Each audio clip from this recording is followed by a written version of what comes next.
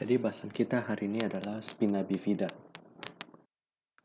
Jadi sejarahnya, istilah spina bifida itu pertama kali dideskripsikan oleh Nicholas Tull. Ia mengira bahwa kelainan ini diakibatkan oleh anomali vertebra atau ada duplikasi pada prosesus spinosus, jadi kelihatan vertebra menjadi dua. Tapi ini bukan sebenarnya merupakan suatu kesalahan istilah. Namun sampai sekarang istilah spina bifida masih digunakan sekarang. Saat ini spina bifida merupakan bagian dari malformasi yang disebut sebagai neural tube defect. Secara embriologi, spina bifida diakibatkan oleh kegagalan neural tube untuk menutup pada bulan pertama perkembangan embrio. Pada perkembangan normal ini, neural tube menutup pada hari ke-23, yaitu pada penutupan bagian rostral, dan hari ke-27 penutupan bagian kaudal setelah fertilisasi.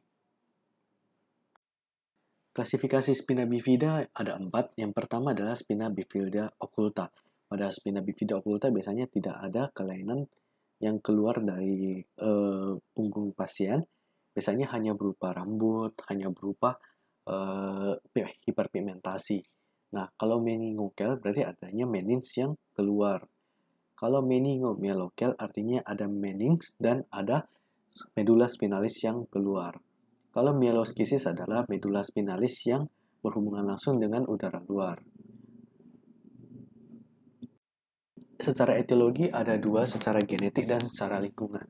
Secara genetik ini diteliti bahwa ada mutasi pada gen metil tetrahydrofolat redutase dan pada gen metionin sintase. MTHFR ini sebenarnya berfungsi untuk mengubah tetrahydrofolat menjadi 5 metil tetrahydrofolat.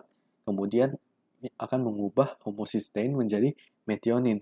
Jika terjadi mutasi pada MTHFR, maka tidak akan terbentuk 5 MTHF, sehingga homocysteine tidak akan berubah menjadi metionin.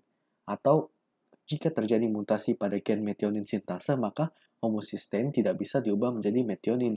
Peningkatan kadar homocysteine dalam darah ini akan meningkatkan resiko dari neural tube defect. Secara etiologi lainnya itu adalah defisiensi folat. CDC merekomendasi pemberian asam folat 400 mikrogram per hari.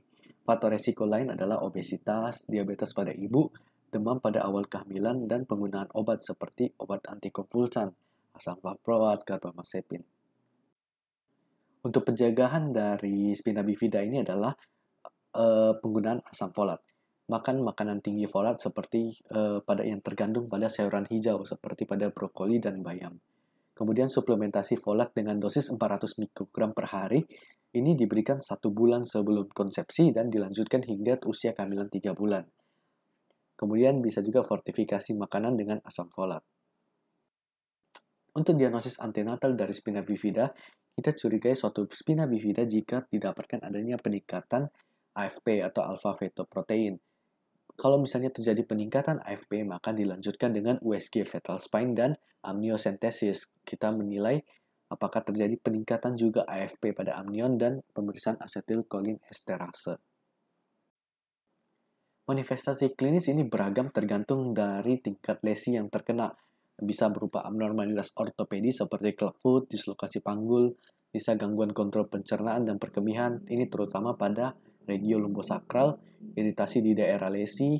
68% bayi dengan spina bifida ini alergi terhadap lateks.